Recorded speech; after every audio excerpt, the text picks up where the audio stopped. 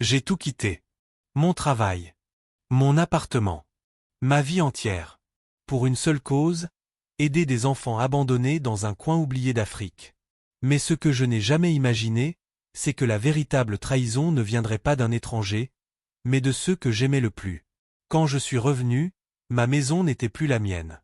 Mon lit avait été pris. Et celui qui y dormait, c'était mon meilleur ami. Ce que j'ai découvert ce jour-là a changé à jamais ma vision de l'amour, de l'amitié et de moi-même. Mais la partie la plus douloureuse? Elle est encore à venir. Je m'appelle Julien, j'ai 34 ans, et j'étais ce qu'on appelle un homme comblé. Un bon poste en marketing, un cercle d'amis fidèles, et surtout, Claire. Celle que j'appelais mon roc. On s'était rencontrés à l'université. Elle était mon équilibre, ma meilleure amie, mon avenir. Pendant des années, on a construit notre vie ensemble. Et puis un jour, tout a basculé. J'ai vu une vidéo sur les enfants soldats. J'ai pleuré. Je ne pouvais pas rester les bras croisés. J'ai pris une décision radicale, 6 mois de bénévolat dans un orphelinat au Mali. Claire m'a soutenu. Du moins, c'est ce que je croyais. Je me revois encore, quelques mois avant mon départ, assis avec Claire sur le canapé, nos doigts entrelacés, parlant de l'avenir. On voulait adopter. Voyager en Asie. Planifier notre mariage. Mais ce soir-là, elle m'a lancé un regard étrange, un peu fuyant, comme si quelque chose en elle s'était déjà détaché sans que je m'en rende compte. J'aurais dû m'en apercevoir. J'aurais dû poser des questions. Mais à l'époque, je croyais que l'amour suffisait. Alors j'ai ignoré ce frisson de doute, cette fissure dans ses yeux. J'ai préféré croire au confort des habitudes. Croire qu'elle m'attendrait. En Afrique, les journées étaient si pleines que le temps semblait s'étirer comme un vieux tissu. Les enfants m'appelaient le grand frère blanc. Je leur apprenais à écrire leurs prénoms, à jouer au foot, à raconter leurs rêves. Mais chaque soir, après avoir éteint les lumières du dortoir, je me connectais pour lire les messages de Claire. Au début, ils étaient longs, remplis de détails, de je t'aime, de souvenirs partagés. Et puis peu à peu, la lumière s'est estompée. Ces réponses sont devenues mécaniques. Des ok, des d'accord, et parfois rien.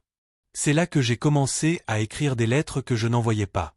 Des lettres où je lui racontais mes journées, où je lui posais des questions sans attendre de réponse. J'ai gardé ces lettres. Une trentaine, au moins. Je les lis encore parfois. Elles me rappellent l'homme que j'étais. Un jour, un colis est arrivé au centre. C'était un petit paquet venant de la France. À l'intérieur, une montre que je lui avais offerte, quelques photos, et une lettre, signée de son nom. Julien, je suis désolé, mais je ne t'aime plus comme avant. Pas d'explication. Pas de justification. Juste ça. Un silence imprimé. Je me suis écroulé ce soir-là, dans une chambre sans électricité, avec pour seule compagnie mes larmes et le chant des grillons. Mais ce que je ne savais pas, c'est que pendant que je pleurais, elle emménageait déjà chez Thomas. J'ai appris plus tard, par un message d'un ami, qu'on les avait vus ensemble à un concert. Main dans la main. Comme si notre histoire n'avait jamais existé. Mais voilà ce qui est troublant. Avant de partir, Thomas m'avait dit une phrase que je n'avais pas comprise. On buvait un café en terrasse, et il m'a dit, un peu nerveux, tu sais, parfois, les gens changent quand ils sont loin. J'avais trouvé ça étrange venant de lui, mais je l'avais balayé. Aujourd'hui, je comprends. C'était un aveu déguisé. Un préambule silencieux à une trahison imminente. Tout était déjà en marche, et je n'avais rien vu. Ou plutôt, je n'avais pas voulu voir. Parce que quand on aime, on devient aveugle par choix. Mais ce n'est que le début. Parce que ce que j'ai découvert en rentrant, va bien au-delà d'une simple trahison amoureuse. Ce que Claire a fait, ce qu'elle m'a caché, aurait pu me détruire entièrement. Et pourtant, c'est là, au bord de l'effondrement, que j'ai trouvé une vérité que personne ne m'avait jamais dite. Parfois, il faut tout perdre, pour enfin se retrouver. Le retour en France n'a pas été doux. C'était brutal, comme un atterrissage d'urgence sans roue. La maison que nous partagions était vide. Pas seulement de meubles mais de sens, d'odeurs familières, d'âme. Tout avait disparu. Mes affaires étaient rangées dans 3 cartons posés dans le garage de mes parents. Pas un mot manuscrit. Juste un SMS froid, tu peux passer les prendre quand tu veux. C'est à ce moment-là que j'ai décidé de consulter un thérapeute. Pas parce que je voulais aller mieux, mais parce que j'étais au bord du gouffre, et que je ne comprenais plus rien. Le docteur Lefebvre, psychologue spécialisé en traumatisme affectif, m'a accueilli dans son cabinet avec une phrase qui m'a glacé. Ce que vous vivez, Julien, n'est pas seulement une rupture, c'est un vol identitaire. Il m'a expliqué que certains départs, surtout lorsqu'ils sont brusques et accompagnés d'une trahison multiple, amoureuse, financière, amicale, provoquent un effondrement du moi. Quand une personne vous quitte de cette façon, elle ne vous laisse pas le temps de vous détacher. Elle vous arrache à vous-même. Il parlait avec calme, mais chaque mot frappait fort. Et il a ajouté, ce type de départ est parfois prémédité. On appelle ça une disparition stratégique. L'autre a déjà construit sa nouvelle vie bien avant de vous quitter, pour éviter la confrontation. En entendant ça, tout s'est éclairé. La froideur soudaine. Le silence. Le message impersonnel. C'était une stratégie. Un effacement progressif. Mais la vraie révélation est venue d'un ancien collègue de Claire, rencontré par hasard lors d'un événement dans notre ancienne université. Il s'appelait Marc, professeur en comportement social. Lorsqu'il a su ce que Claire m'avait fait, il n'a pas été surpris. Elle parlait souvent de toi, mais surtout de ses frustrations. Elle disait qu'elle se sentait étouffée, invisible. Que toi, tu rayonnais trop. Elle semblait jalouse de ton dévouement, de ton courage. Un jour, elle a dit en riant qu'un homme comme Thomas la comprendrait bien mieux. J'ai senti un frisson me traverser. Elle ne m'avait jamais dit ça. Elle ne m'avait jamais laissé une chance d'en parler. Plus tard, j'ai rencontré une avocate spécialisée en droit familial, Maître Dubois, qui m'a dit quelque chose de tout aussi choquant. Vous avez été naïf, Julien. La procuration qu'elle vous avait demandé de signer avant de partir, elle l'a utilisée pour vider le compte. C'est légal, mais c'est une manœuvre calculée. Elle savait que vous ne poseriez pas de questions. Elle savait que vous étiez ailleurs, vulnérable. Et c'est là que tout a basculé. J'ai compris que mon absence n'avait pas été un facteur de rupture, mais une opportunité pour elle.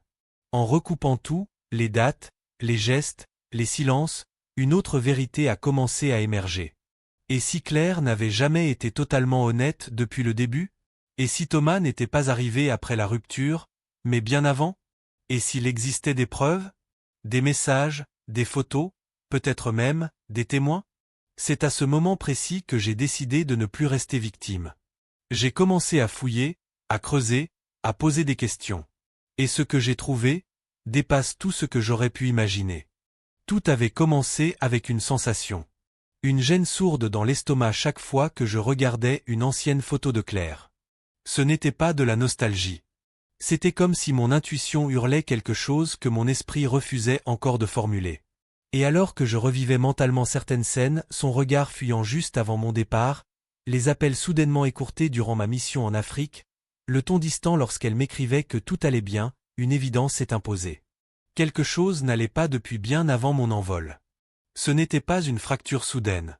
C'était une corrosion lente, invisible à l'œil nu, mais totale. Je me suis souvenu de ce message, si banal à l'époque, je vais dîner avec Thomas ce soir. On doit parler boulot. C'était 2 semaines avant mon départ. Pourquoi ne l'avais-je pas interrogé davantage? Pourquoi avais-je validé sans méfiance? Parce que je lui faisais confiance, et parce que je ne croyais pas qu'on puisse être trahi par la personne qu'on aime le plus. C'est en retrouvant d'anciens échanges sur notre tablette familiale, que j'ai compris. Il y avait des brouillons de messages jamais envoyés, des lettres écrites à Thomas, des confessions, des hésitations. Julien ne voit rien. Il est ailleurs. J'ai besoin de me sentir vivante. Mais le vrai choc a surgi en découvrant des photos sauvegardées automatiquement dans le cloud. Des clichés d'un week-end en Bretagne, à la même période où elle m'avait dit qu'elle partait se retrouver seule.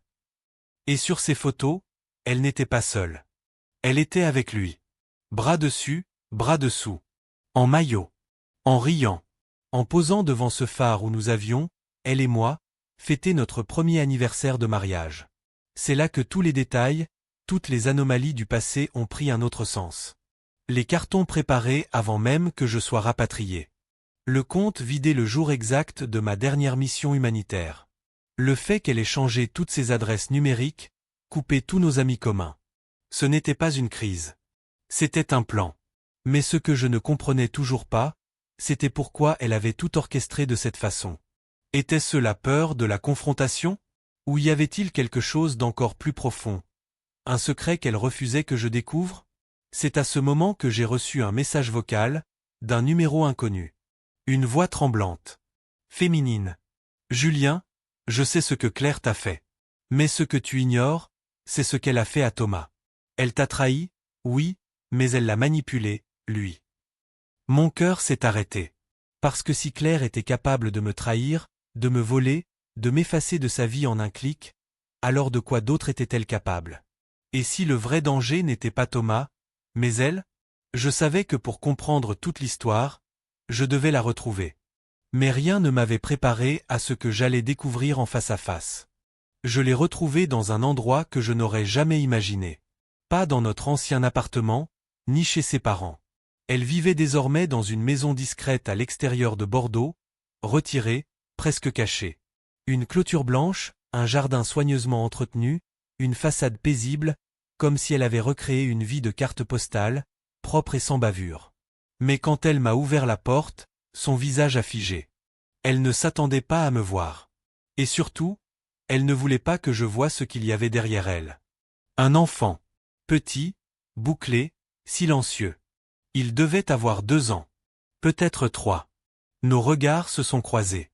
Et tout en moi s'est figé. Ce n'était pas possible. Il me ressemblait. Claire, c'est qui? Elle a détourné le regard. Tenté de refermer la porte. Mais j'ai mis ma main entre le battant et le mur. Cette fois, elle ne s'échapperait pas. Tu m'as vidé. Tu m'as effacé. Tu m'as menti. Mais tu ne vas pas me priver de la vérité. Pas aujourd'hui. Pas après tout ce que tu m'as fait. Elle tremblait. Ce n'était plus la Claire que je connaissais. C'était une femme hantée. Il ne devait jamais savoir. A-t-elle murmuré? Ce qu'elle m'a dit ensuite a tout renversé. Ce n'était pas Thomas qu'elle aimait. C'était un arrangement. Une couverture. Thomas savait. Il l'a aidé. Et ce n'est pas moi qu'elle fuyait, c'était quelqu'un d'autre. Quelqu'un qui me cherchait à travers elle. Une dette ancienne. Un homme lié à mes actions en Afrique. Quelqu'un que j'avais défié, sans savoir les conséquences. Et l'enfant? Elle ne savait plus. Elle m'a juré ne pas être certaine. Mais le test ADN qu'elle avait caché dans un tiroir disait autre chose. Il était là, dans une enveloppe déchirée, 99,98% de compatibilité paternelle.